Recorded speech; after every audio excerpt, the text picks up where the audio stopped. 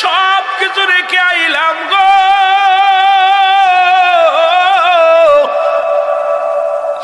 এই দুনিয়ার টাকা পয়সা রেখে আসলাম, আজ 3টা মাস হয়ে গেল।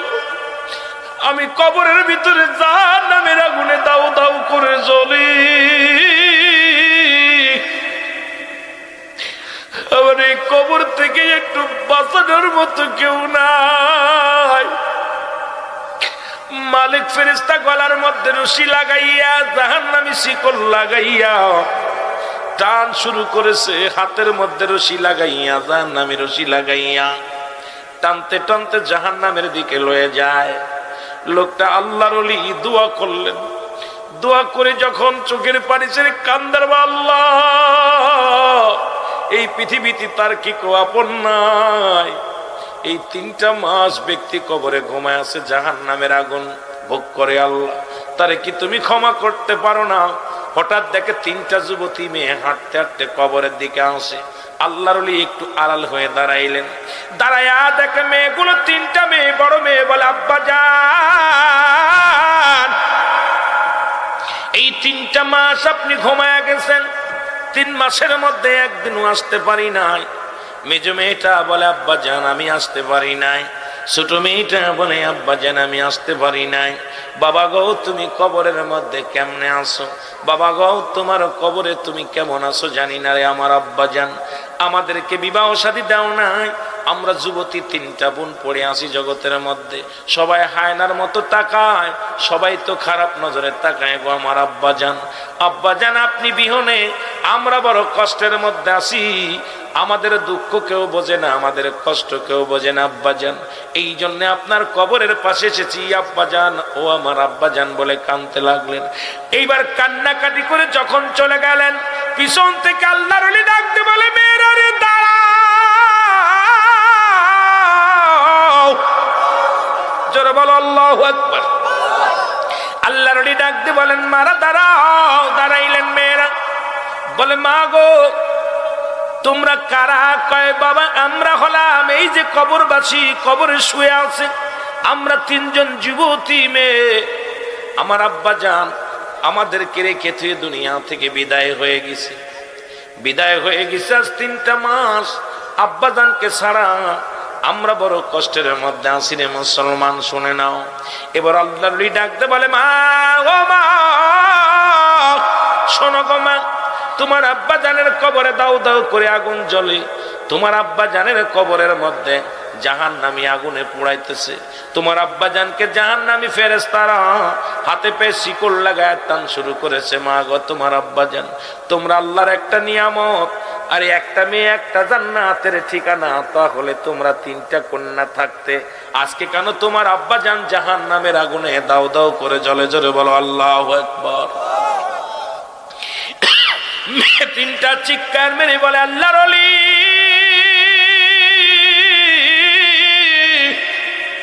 আপনি আমাদের কি শোনাইলেন? বলে হ্যাঁ মা, তোমার আব্বা জান জাহান্নামী আগুনে পড়ে। আল্লাহু আকবার বলো। জাহান্নামী আগুনের মধ্যে পড়ে। মা গো তোমার প্রতিদিন তোমার আব্বার কবরটা জিয়ারত করবা, দোয়া করবা।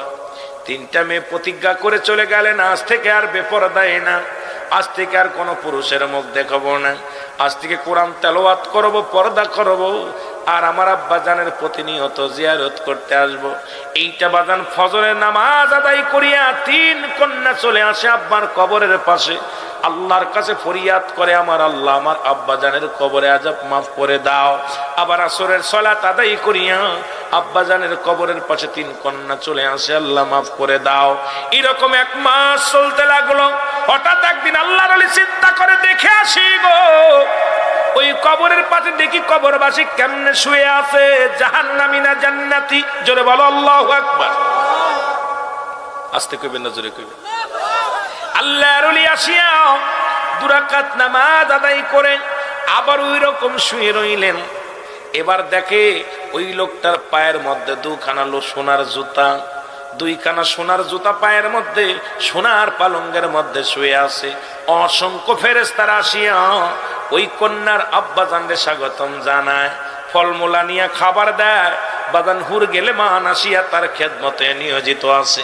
সব ফেরেশতারা বলে হুজুর এই লন খান বালাখানার মধ্যে ঘোরাঘুরি করে, জুতা পাই দিয়ে, সোনার জুতা পাই দিয়ে জান্নাতের মধ্যে হাঁটাহাঁটি করে। জোরে বলো মারহাবা। আর একটু জোরে বলো আল্লাহু আকবার।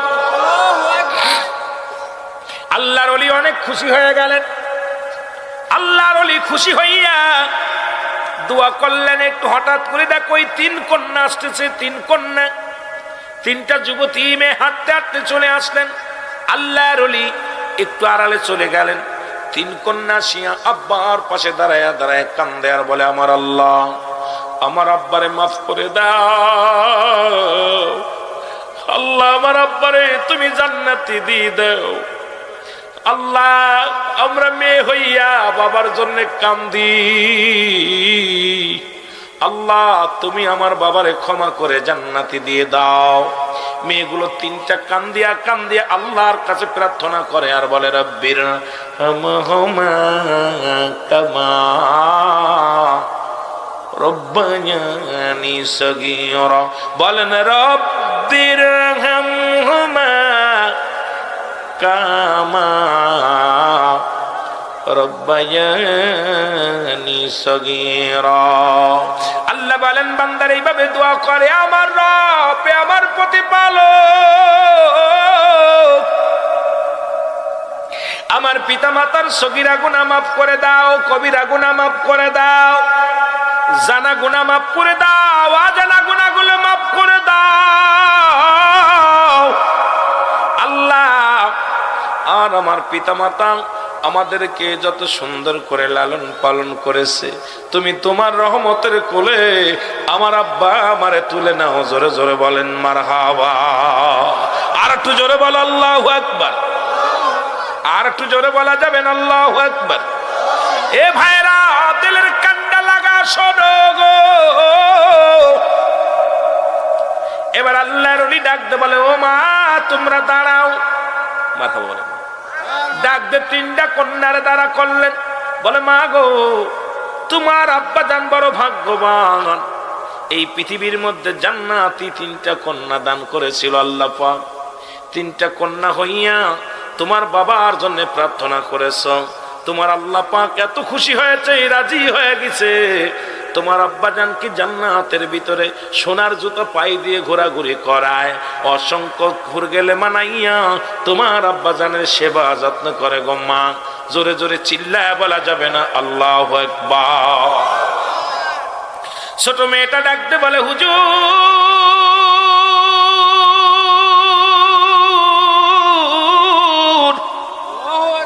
এই দুনিয়ার মধ্যে আমি আর বাঁচতে চাই না, আমার বাবা যেখানে সেখানে যেতে চাই।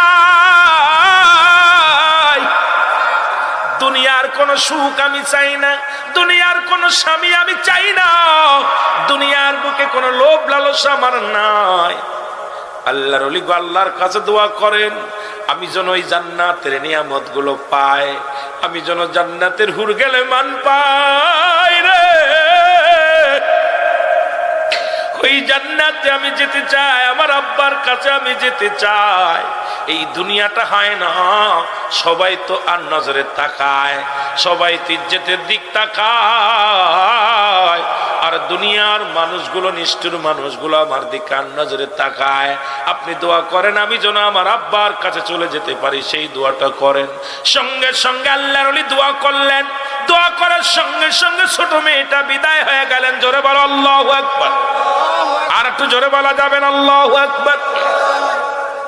ছোট মেয়েটা চির বিদায় হয়ে গেলেন, বডিখানা পড়ে থাকলেন বাবার কবরের পাশে, রুহটা বিদায়। মেজে মেয়েটা ডাকতে বলে, আল্লাহর ওলি আপনার কাছে দোয়া চাই, আমিও চলে যাব, দুনিয়ায় থাকতে চাই না।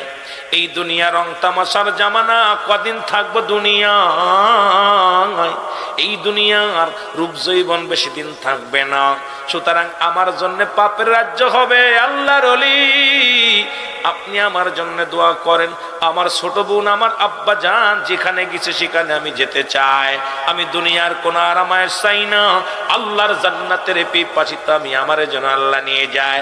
সঙ্গে সঙ্গে আজরাইল সাল্লাম এসে দ্বিতীয় বোনটাকেও নিয়ে যায়। জোরে বলো আল্লাহু আকবার।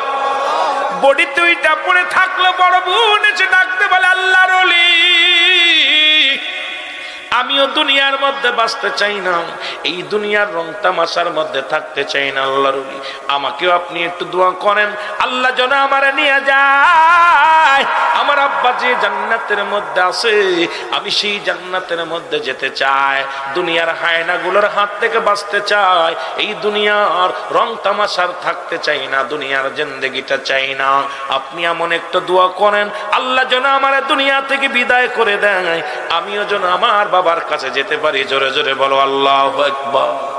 এর আল্লাহর ওলি দোয়া করলেন, 3টা কন্যার মৃত্যু হয়ে গেল গো। আল্লাহর ওলি দোয়া করে, 2টি চোখের পানি ছেড়ে দোয়া করেন। দোয়া করার পর ইলহামের মাধ্যমে শুনতে পায়, আল্লাহর ওলি এই 3টা কন্যার দোয়া আল্লাহ এতভাবে কবুল করেছে। এই 3টা আদর্শবান মেয়ে, এই 3টা কন্যা জান্নাতি মেয়ে ছিল গো। তারা দুনিয়ার জিন্দেগি চাই নাই, দুনিয়ার কোন লোভ লালসায় পড়ে নাই। আরে আমি আল্লাহর গোলামি করেছি, আমি আল্লাহর প্রেমের মালা ওই মেয়েদের গলায় ছিল। আল্লাহ খুশি হইয়া, আমি আল্লাহ খুশি হইয়া যখন রূহটা বাইর হয়ে গেছে, ওই 8টা জান্নাতের দরজাই খুলে দেওয়া হয়েছে। 3 বোন যেখান দিয়ে ইচ্ছা সেখান দিয়ে প্রবেশ করতে পারবে। ওই জান্নাতের নিয়ামতগুলো আমি আল্লাহদের জন্য উন্মুক্ত করে দিছি গো। যারা দুনিয়ার চাইতে আমাকে ভালোবাসে, দুনিয়ার প্রেম প্রীতির চাইতে আমি আল্লাহরে ভালোবাসি, দুনিয়ার জিন্দেগির চাইতে আমি মাওলার প্রতি প্রেম তাদের থাকছে। সুতরাং এই দুনিয়ার মুখাপেক্ষী তারা ছিল না, আমি আল্লাহর মুখাপেক্ষী হইয়া জিন্দেগি করছে।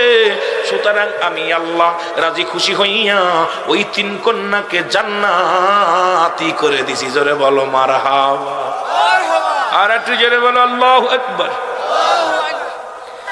একটা কন্যা সন্তান হলে একটা জান্নাত, সুবহানাল্লাহ বলেন না? একটা কন্যা হলে একটা জান্নাত নবীজি বলতেছেন। আর একটা সাহাবী এসে বলতেছেন, একজনের 7টা মেয়ে হয়েছে পরপর। কয়টা মেয়ে? 7টা মেয়ে। নবীজি মিসকে একটা হেসে দিয়ে বলে, সাহাবীরে তুমি তো ধন্য, তোমার 8টা জান্নাত। সুবহানাল্লাহ বলেন না? কয়টা জান্নাত? আর এক সাহাবী এসে কাঁদতেছে, ইয়া রাসূলুল্লাহ আমার তো একটা কন্যা। নবীজি বলে, তোমার 7টা জাহান্নাম। কয়টা জাহান্নাম? একজন বললো, হুজুর 7টা কন্যা, নবী কয় 8টা জান্নাত, একটা বোনাস। আর একজন কয়, হুজুর আমার একটা মেয়ে, আমি তো লস করছি। নবী কয়, তো 7টা জাহান্নাম। কয়টা জাহান্নাম? কথা কয় না কেন? 7টা জাহান্নাম।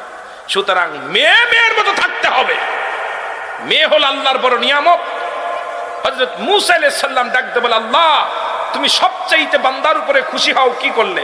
খুশি হলে কি দান করো? নবীজি আল্লাহ বলে, মূসা রে, যদি মানুষের উপরে সবচেয়ে বেশি খুশি হই, ওই এলাকার মধ্যে বৃষ্টি দান করি। সুবহানাল্লাহ বলেন না? কি দান করি? বৃষ্টি হয়। এটা আল্লাহ খুশি হলে বৃষ্টি হয়। আল্লাহ বেজার হলে এলাকার মধ্যে বৃষ্টি হয় না। যতই কান্নাকাটি করেন, আল্লাহ যখন বান্দাবান্দির উপরে রাজি হয়ে যায়, গোলামি করে, তখন আল্লাহর অনুগত্য করলে আল্লাহ রাজি খুশি হয়ে বৃষ্টি দান করে। সুবহানাল্লাহ বলেন না?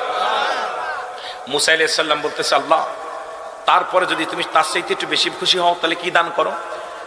নবী বলার সঙ্গে সঙ্গে আল্লাহ বলেন, ওই এলাকার মধ্যে ওই বাড়িতে বেশি বেশি মেহমান পাঠাই। সুবহানাল্লাহ বলেন না? মেহমান আসলে মুখটা বেজার করবেন না। কোন মেহমান আসলে তাদেরকে সম্মান করবেন, যতটুকু পারেন ইজ্জত দিবেন। নবী মূসা আলাইহিস সালাম বলতেছে, আল্লাহ তারপরেও যদি আপনি 3 নাম্বার সবচেয়ে বেশি খুশি হলে আপনি কি দান করেন? আমার আল্লাহ বলেন, মূসা রে, সবচাইতে যখন বেশি রাজি খুশি হয়ে যায়, ওই ঘরের মধ্যে বেশি কন্যা সন্তান দান করুন। সুবহানাল্লাহ বলেন? আরো জোরে, আরো জোরে। মেয়েরা আমাদের জন্য বোঝা না, মেয়েরা আমাদের জন্য রহমত। মা বাবার জন্য কি এটা? কি রহমত? ওই আয়ামে জাহিলা হার মেনেছে, আয়ামে জাহিলা হার মেনেছে। ওই জামানায় যা যা ছিল তার চাইতে কঠিন অবস্থায় আছে। ওই জামানায় ব্যভিচার ছিল, জিনা ছিল, ওই জামানায় সুদ ঘুষ ছিল, ওই জামানায় মানুষ খুনাখুনি ছিল, মানুষের মাকে বিয়ে করতো ছেলে, ছেলের সঙ্গে বিয়ে পুষতো মা, বোনের সঙ্গে ভাইয়ের বিয়ে হতো। এরপরে সম্পদের লোভে মাকে বিয়ে করে রাখতো ছেলে। ঠিক আমাদের দেশে হুবহু হচ্ছে মায়ের সঙ্গে ছেলের জিনা। পত্রিকা খুললেই দেখা যায় সবচেয়ে নিকৃষ্ট খালার সঙ্গে আপনার ভাগনার জিনা, এরপরে সন্তানের সঙ্গে মার অবৈধ সম্পর্ক, মা বাবা থায় বিদেশে, সন্তান কয়েকদিন আগে দেখলাম ঢাকা শহরে। এখন বাংলাদেশের ঘরে ঘরে চলতেছে এখন আমার ভাইয়েরা কাকির সাথে ভাগ্নে ভাইস্তের অবৈধ মিলামিশা। আমার জামানা বর্তমান এমন একটা অবস্থা আসছে, সেই আয়ামে জাহিরা অন্ধকার জামানার চাইতেও নিকৃষ্ট হয়ে গেছে। জোরে বলেন ঠিক কিনা? এই আরো জোরে বলো ঠিক কিনা?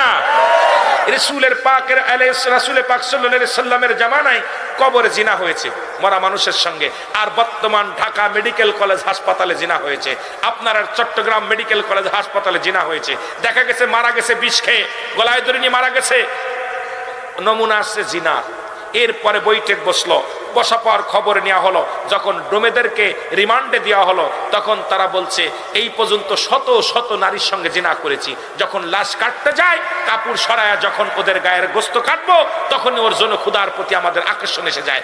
আহা, এই বাংলাদেশে 90% মুসলমান হওয়া পড়ু, যে দেশে মর্গে জিনা হয় সেই দেশে গজব তো আসা উচিত। জোরে বলেন ঠিক কিনা? এই তো করোনা দিয়ে মারছে, আরো মারা উচিত ছিল, আরো মারা উচিত ছিল। সেই জাহিলা জামানাকে হার মেরেছে। সুদ ঘুষ ব্যভিচার যেভাবে শুরু হয়েছে, আহা, আমার সমাজ মরণের চিন্তা নাই কারণ। এই যে একটা চিন্তা করার দরকার, কুল্লু নাফসিন যায়কাতুল মাউত আলা ইন্নাহু লিল্লাহি লা ইয়ামুত। জোরে বলো আল্লাহু আকবার, আরো জোরে বলো আল্লাহু আকবার। কোন জগতে আছেন? কিসের ওয়াজ, কিসের নসিহত, কিসের চিৎকার? এত ওয়াজ হচ্ছে, মানুষের পরিবর্তন নাই। প্রতিটা বাড়িতে পরক্রিয়া, প্রেম, জিনা, ব্যভিচার। যুবকেরা, যদি কোনো যুবক জিনা করে, বিধান হলো যুবকের জিনার বিধান শোনো। যুবক যদি কোনো অবিবাহিত যুবক কোনো যুবতী জিনা করে, তার বিধান হলো, শরীয়তের বিধান হলো, এই পৃথিবীর মধ্যে 100 ডুরা মারতে হবে। আর 100 ডুরা কেমনে মারতে হবে? এমন একজন এই বুড়া মানুষ না, শক্তিশালী গায়ে বল আছে, নেই কোনো নয়, 2-4টা মারা পর মারা যাবে। মরে যাওয়ার পর বাকিগুলো তারে কবরে তার জানাজা পড়তে হবে, গোসল করাতে হবে, জানাজা পড়ে কবর দেওয়ার পর বাকিগুলো কবরে পর মারতে হবে। এটা হলো ইসলামের বিধান। কিন্তু আমার দেশে যদি একটা জিনা এইরকম যুবক যুবতী ধরতে পারত, একটা বিচার যদি ধর্মমণ্ডলের জমিনে হতো, আমার বিশ্বাস এই ধর্মমণ্ডলের জমিনে আর জিনা ব্যভিচার বন্ধ হয়ে যেত। জোরে বলেন ঠিক কিনা? আরো জোরে বলেন ঠিক কিনা? আজকে নারীরা তাদের যৌবন বিলু করে দিতেছে। আহা, কি সস্তা, কি অবস্থা! বান্ধবী বন্ধু প্রেম প্রীতি করে আপনাকে যৌবন বিলিয়ে দিচ্ছে, সতীত্ব বিলিয়ে দিচ্ছে। আহা, ইয়াউমুল কিয়ামতের ময়দানে এই নারীগুলো বেইজ্জতি হবে, এই পুরুষগুলো বেইজ্জতি হবে, আল্লাহর আদালতে জবাব দিতে পারবে না। জোরে বলো ঠিক কিনা? শুধু তাই নয়, শোনেন, যদি কোনো বিবাহিত পুরুষ জিনা করে, যদি কোনো বিবাহিত পুরুষ জিনা করে, পুরুষ এবং নারী জিনা করে, এই কথা বলবেন না কেউ, সাইডতে কথা বোঝেননি? এর শাস্তির বিধান হলো, পৃথিবীর মধ্যে সর্বপ্রথম তাদের নাভি পর্যন্ত পুঁততে হবে মাটির নিচে। এই স্বামী থাকে বিদেশে, তোর বউ পরক্রিয়া করে, আর যে ছেলের সঙ্গে করে সেই ছেলেকে ধরো, ধরে তাদের এই বুক পর্যন্ত মাটির মধ্যে পুঁততে হবে, পুঁতে কঙ্কাল নিক্ষেপ করতে হবে, পাথর মারতে হবে। যতক্ষণ পর্যন্ত মৃত্যুবরণ করবে না ততক্ষণ পর্যন্ত মারা বন্ধ হবে না। যখন নিশ্চিত মনে করবা মরে গেছে, মরে যাওয়ার পর তাকে উঠাইতে হবে, ওই মাটি খুঁড়ে উঠাইতে হবে, উঠাইয়া রাস্তাঘাটে ফেলে দিতে হবে, তাদেরকে ফেলে দিতে হবে। কুকুর শিয়ালে খাবে। কোন জিনাকারী পুরুষ, জিনাকারী বিবাহিত পুরুষ নারী, তাদের শরীয়তের বিধানে জানাজা পড়া জায়েজ নাই, কবর দেয়া জায়েজ নাই, তাদেরকে কুকুর শিয়াল দিয়ে খাওয়াই দিতে হবে। একটা যদি গ্রামের মধ্যে খাওয়ানো যেত, আমার দেশে জিনা ব্যভিচার বন্ধ হয়ে যেত। জোরে বলেন ঠিক কিনা? আজকে অধিকাংশ জিনা ব্যভিচার বিবাহিত নারী, বিবাহিত পুরুষ। বিবাহিত নারী স্বামীর হক নষ্ট করতেছে, আবার ওই মেয়ে, ওই ছেলেটা তার স্ত্রীর হক নষ্ট করতেছে। আহা, আপনাদের এলাকা কেমন জানি না, তবে অল বাংলাদেশে প্রতিটা ঘরে ঘরে জিনা ব্যভিচার শুরু হয়েছে। আল্লাহর গজব আসবে অচিরেই, অচিরেই আসবে আল্লাহর গজব। দেখতেছি আজকে দোয়া কেন কবুল হয় না? আজকে দ্রব্যমূল্যের দাম বেশি, আজকে মানুষ কষ্টের মধ্যে থাকবে কিসের জন্য? যে দেশে জিনা ব্যভিচার বেশি হয়, আল্লাহর রহমত সে দেশ থেকে উঠে যায়, আল্লাহর গজব নেমে আসে, মানুষ কাটাকাটি, হানাহানি, মানুষে হিংসা দেওয়া, অহংকার বেড়ে যায়, মানুষে হিংস্র প্রাণীর মতো, হায়নার মতো ব্যবহার করে। ঠিক একই অবস্থা দেখতেছি। জোরে বলেন ঠিক কিনা? আর আমার দেশের বক্তারা এই ওয়াজগুলো করবে না, কারণ উনিও তো ভাবির হাতের পান্না খালি ভালো লাগে না। আমার দেশের অধিকাংশ বক্তা আছে, কইলে কষ্ট পাবেন, ছেলেদের খেদমত নেয় না, ওরা নেয় মহিলাদের খেদমত, ডাক দেয় ভাবি একটা পান দেন। আবার অনেক পীর সাহেব আছে, তার এই ভক্তবিন্দুদেরকে নিয়ে নীলা খেলা শুরু করে ঘরের মধ্যে, পর্দার মধ্যে। অসংখ্য ভণ্ড পীর বাংলার জমিন আগমন করেছে, যারা নারী পুরুষ অবাধভাবে মেলামেশা করতেছে, তাদের কাছে কোনো ভেদাভেদ নাই। এই সমস্ত জানোয়ার গুলোকে হত্যা করা ফরজ হয়ে গেছে। জোরে বলেন ঠিক কিনা, আরো জোরে বলেন ঠিক কিনা। হয়তো আমার পরে গজব চলবে। এই শরিয়াতের ওয়াজ করার কারণে একাধিকবার যন্ত্রণা পেয়েছি, একাধিকবার মানুষের হাতে আক্রমণ হয়েছি। এই শরিয়াতের ওয়াজ করার কারণে অনেকবার আমাকে বলছে তোর দুনিয়ার ভাত শেষ, আর খাইতে পারবি না। আমি দুনিয়াকে পরোয়া করি না, আমাকে যেতে হবে, দুনিয়া ছেড়ে যেতে হবে। কারণ জিনাখোরকে জিনাখোর বলবো, সুদখোরকে সুদখোর বলবো, ঘুষখোরকে ঘুষখোর বলবো, তাতে যদি কেউ কষ্ট পায় আমার কিচ্ছু যায় আসে না। জোরে বলেন ঠিক কিনা, আরো জোরে বলেন ঠিক কিনা। আপনাদের জবাব শুনে মনে হচ্ছে বাকি অংশ সব আমার বিরুদ্ধে করতেছে। কিছু লোক আওয়াজ দিচ্ছে তাদের ইমান মজবুত আছে, আর বেঈমানগুলো জবান বন্ধ করে রাখছে যে আমাদের বিপক্ষে চলে যাচ্ছে। বেঈমানগুলোর জবান বন্ধ, কারণ আল্লাহর আদালতে জবাব দিতে পারবেন না। শরিয়াতের বিধানের ওয়াজ আমাদের শোনা লাগবে। আজকে খালি সুর দিয়া, গলা বেরোয়া, ভাব ভঙ্গি দিয়ে আলোচনা করে গেলাম। আপনাদের কি দিয়ে গেলাম? জিনা শিখাইতেছি, ব্যভিচার শিখাইতেছি, পর্দার ওয়াজ নাই, বা বাবার খেদমত নাই, স্বামী স্ত্রী হক নাই, সব সমাজের নীতি নাই, নামাজ নাই, রোজা নাই, হজ নাই, জাকাত নাই। ডিজিটাল ওয়াজ প্রতিনিয়ত হচ্ছে, প্রতি গ্রামে গতকালকে হয়েছে, আজকে হয়েছে, কিন্তু ইমান তাজা হয় নাই। আগে ছিল মসজিদগুলো কাঁচা, মানুষের ইমান পাকা। এখন মসজিদগুলো পাকা, মানুষের ইমান একেবারেই ফাঁকা। জোরে বলেন ঠিক কিনা। ইমান আছে, কথা কন, ইমান আছে? ইমান শেষ, ইমান শেষ। আর এর জন্য দায়ী আমরা আলেমরা, এর জন্য দায়ী আমরা ইমাম সাহেবরা, এর জন্য দায়ী আমরা উলামায়ে কেরাম। কারণ আমরা গরম ভাতে বিলাই বাজার। আপনারা কথা বলেন, সুর দিয়া পাগল কইরা মানুষ নেন। সুর আমারও আল্লাহ কম দেয়নি। বাংলাদেশে যে 2-4টা সুরের বক্তা থাকলে তার মধ্যে আমিও একজন। কিন্তু একটা কথা মনে রাখবেন, আল্লাহ ইয়াউমাল কিয়ামতের ময়দানে জবান কাটবে, জিহ্বা কেটে ফেলবে, জিহ্বাগুলো কেটে ফেলবে আগুনের কাছে দিয়া। আগুনের কাছে বক্তা দিকার, দুনিয়া কামাইছস, দুনিয়ার মধ্যে বাড়ি গাড়ি করেছস, সব কিছু করছিস, মানুষকে ধোঁকা দিয়া পকেট গরম করছিস, কিন্তু মানুষকে কি দিছিস? তাদেরকে জন্য হিদায়াত স্বরূপ তাদেরকে আমি পাঠিয়েছিলাম দুনিয়ায়। সবাইকে তো আল্লাহ বক্তা বানায় না। সবাই শ্রোতা হলে বক্তা হবে কে? সবাই বক্তা হলে শ্রোতা হবে কে? জোরে বলেন ঠিক কিনা। অনেক বক্তা সবাইকে আল্লাহ সবাই আলেম বানায় দেয়, এটা বুকা, এটা বাটপার। কারণ সবাই যদি আলেম হয় তা বুঝবি কারে? জোরে বলেন ঠিক কিনা। সবাই যদি ড্রাইভার হবে, প্যাসেঞ্জার হবে কিনা? সবাই যদি ইমাম হয়, মুসল্লি হবে কিনা? সবাই যদি শিক্ষক হয়, ছাত্র হবে কিনা? জোরে বলেন ঠিক কিনা। দোয়া করবেন আল্লাহ সবাইরে হিদায়াত দান করে, ঠিক কিনা, ঠিক কিনা। এইটা দোয়া করবেন, আল্লাহ সবাইরে তুমি ইসলামের পথে ধাবিত করো, সবাইকে তুমি হিদায়াত দান করো। জোরে বলেন ঠিক কিনা। আমার বাবারা ঠিক কিনা। কিন্তু বড় কষ্ট আমার তখনই হয়, আমরা জাতিকে ভালো করতে হলে আমাদের ভালো হতে হবে। 3টা দোষ দিয়ে আমি এখন ওই মাঝে মাঝেই বলি, কোরআনটাকে 3 ভাগ করেছে। কয় ভাগ? জোরে বলেন কয় ভাগ? এই যুবকরা কয় ভাগ? 1 ভাগ নিচে জামাত ইসলাম। দেখবেন যত রক্ত গরমালা ওয়াজ ওদের কাছে পাওয়া যাবে। ওরা দেখবেন ওয়াজ করতে গেলেই যত সংগ্রামী ওয়াজ, যত হিটালা ওয়াজ, এগুলো ওরা করে। ওরা কোনো দুর্বল ওয়াজ এগুলো করে না, কারণ ওদের দরকার রক্ত গরম করা। আর একটা ভাগ নিচে তাবলিগ জামাত। এই যারা তাবলিগ জামাত করে বেড়ায়, দেখবেন খালি নেকির ওয়াজ। এই একবার সুবহানাল্লাহ কইলে এত নেকি, খালি নেকি, খালি নেকি, খালি নেকি। যত নেকির ওয়াজ আছে ওদের কাছে আছে। আর একটা ভাগ নিচে পীর মুর্শিদি, পীর যারা বাংলাদেশে পীর ব্যবসায়ী করে, ওরা দেখলো কত হাজার মুরিদ বাড়বে। ওরা যত আয়াত আছে পীর মুরিদি বাড়ার আয়াত, এইগুলো ওরা ব্যবহার করে। দেখবেন খালি মুরিদ বাড়ার ওয়াজ। যত মুরিদ বাড়বে কোন ভাবে? মুরিদের কাছে রাখা। ওকে আমার 10,000 মুরিদ, ওকে আমার 1 লাখ মুরিদ, ওকে আমার 50,000 মুরিদ, ওকে আমার 56,000 মুরিদ। কারণ মুরিদ গুনাগুনি হচ্ছে। কারণ এই 3টা ভাগ 3 জন নেছে। এই 3টা ভাগ সমন্বয় করে যে ব্যক্তি জীবন গড়তে পারবে, এই 3টা ভাগকে সমন্বয় করে যে ব্যক্তি এই দুনিয়ার মধ্যে সমাজকে বাঁচাইতে পারবে, 3টা ভাগকে একত্রিত করে যে ব্যক্তি আমল করতে পারবে, সেই হলো প্রকৃত ঈমানদার, সেই হলো মুমিন। জোরে বলেন ঠিক কিনা। আরো জোরে বলেন ঠিক কিনা। এ দুনিয়ার মুসলমান,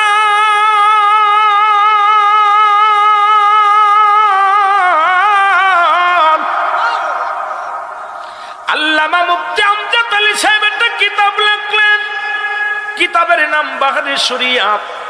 এই কিতাবের মধ্যে উনি লিখতে যা বললেন, দুনিয়ার মানুষ শোনো, 70টা তাজা উটের গায়ের চামড়া জবাই না করিয়া উল্টো দিকে টান দিয়া লবণ আর মরিচ লাগা দিলে যতটুকু যন্ত্রণা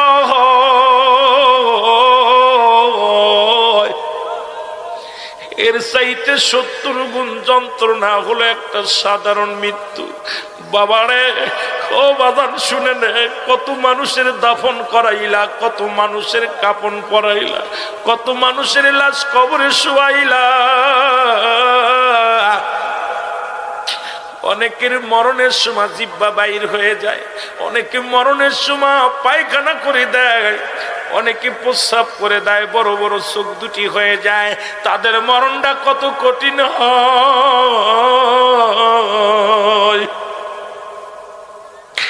এ দুনিয়ার মুসলমান,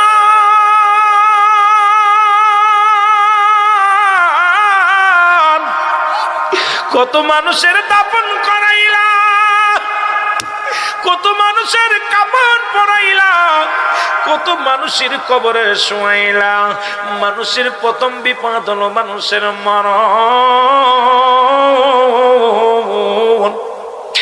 ও বাবা শুনে নে রে, দিলের কান্ডা লাগা শুনে নে। ঈসা ইবনে মরিয়াম, ঈসা আলাইহিস সালাম রে ডাক দে, বাজান মরিয়াম আলাইহিস সালাম ডাক দে, বলে বাবা ঈসা, আমি তোর মা জননী, আমার পরাণে কিছু ফল চাই, আমার জন্য কিছু ফল আন। ঈসা আলাইহিস সালাম ফল আনতে চলে গেলেন। আজরাইল আলাইহিস সালাম ঈসা নবীর মায়ের কাছে চলে আসলেন, সালাম দা, আসসালামু আলাইকুম মা মরিয়াম। ও মরিয়াম, তোমার চির বিদায় হতে হবে। আজরাইল আলাইহিস সালাম সালাম দিলেন, মা মরিয়াম সালামের জবাব দিয়ে ওয়ালাইকুম আসসালাম, কি গো তুমি?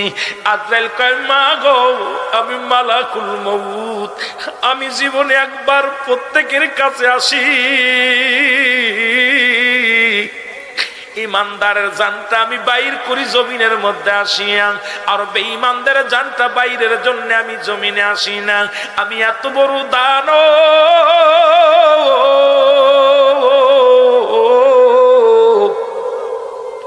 এই জমিনের মধ্যে থাকে আমার পা, আসমানে থাকে আমার মাথা মোবারক। এই দুনিয়া থেকে, এই দুনিয়ার এ মুসলমান শুনে নাও, এই যারা মহাবিদারা, যারা পাপিষ্ঠ আত্মা, এই জমিনের মধ্যে এমন বেগে একটা হুক্কার মারি, এই দুনিয়ার রুহুটা সঙ্গে সঙ্গে কলিজাটা ছিদ্রা হয়ে যায়, ফেটে যায়। 8টা ছিদ্রা দিয়ে রুহুটা বাইর জন্য পাগল হয়ে যায়। ইমানদারের জানটা কবজ করার জন্য আমি জমিনের মধ্যে আসি গো মা মরিয়াম। আপনার সঙ্গে আমি মালাকুল মউত সাক্ষাৎ করতে এসেছি। মালাকুল মউতকে দেখে মা মরিয়াম চিৎকার মেরে ডাকতে বলে, আজরাইল,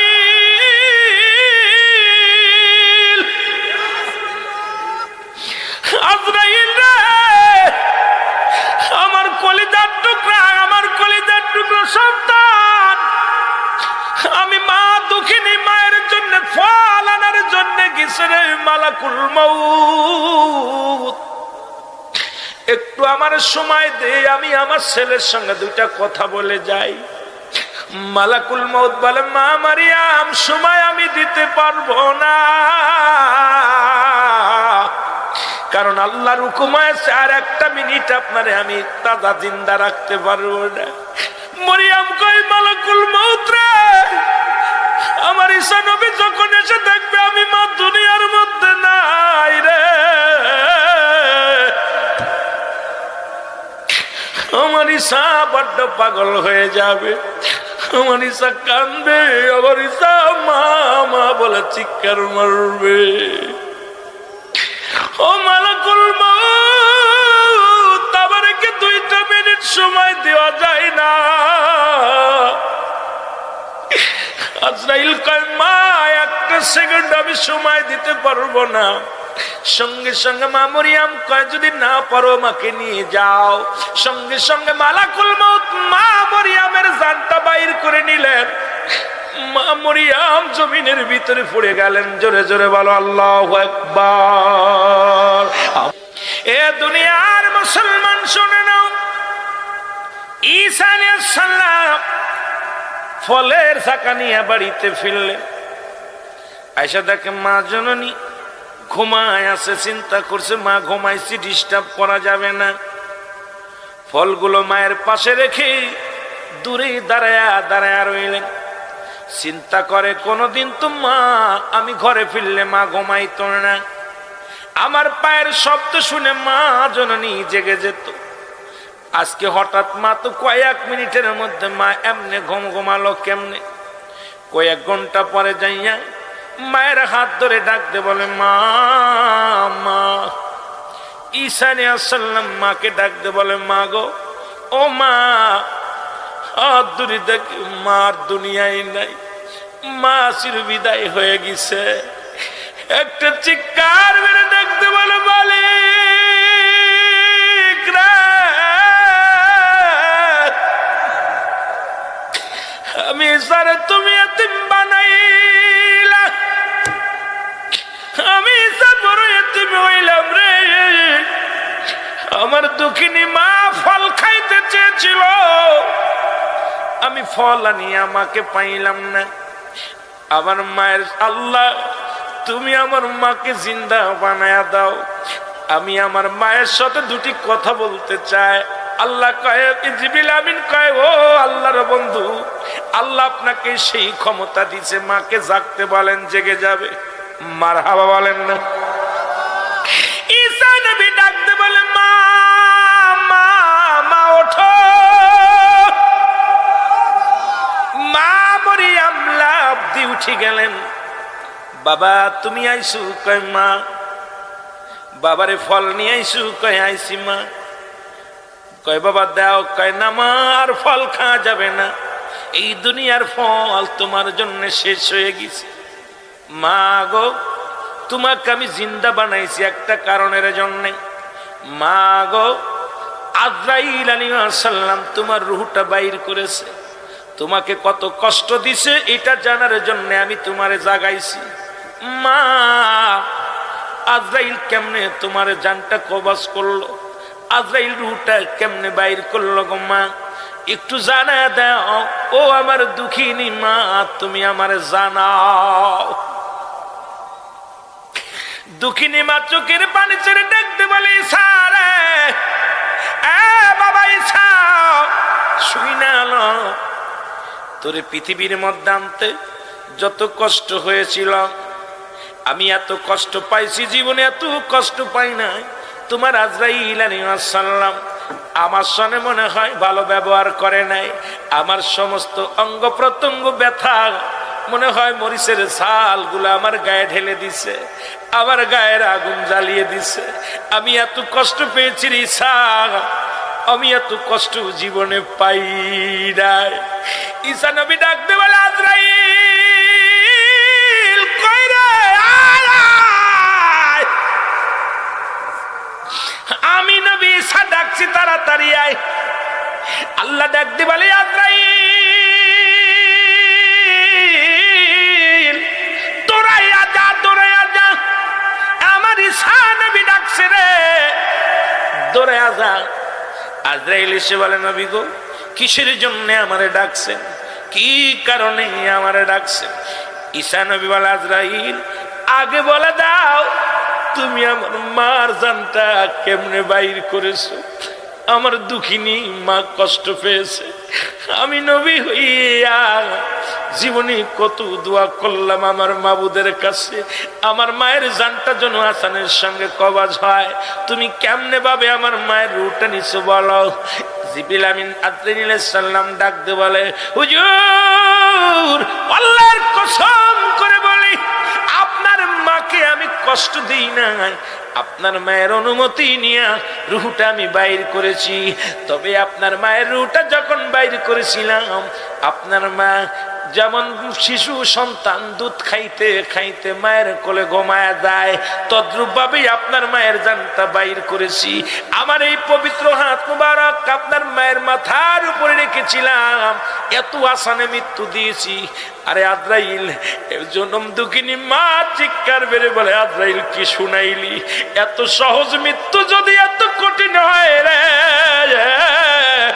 যাদের মরণের সময় জিহ্বা বাইর হয়ে যায়, যাদের মরণের সময় পায়খানা প্রস্রাব করে দেয়, যারা মরণের সময় চোখ দুটি বড় বড় হয়ে যায়, এক টঙ্গ পড়ে যায়, রে আজরাইল তাদের তুমি কত কষ্ট দাও। আমার নবী ডাকতে বলে মা মা গো মা। মা মরিয়াম চিৎকার মেরে বলে বাবা বেটা ঈসা রে, মালাকুল মউত এত আসানে মৃত্যু দিছে, তবু আমি সহ্য করতে পারি নাই। তোর মায়ের বুকটা রে জর্জর হয়ে গেছে রে, তোর মায়ের কলিজায় বড় আঘাত লাগছে রে বাবা। এই দুনিয়ায় আল্লাহ যদি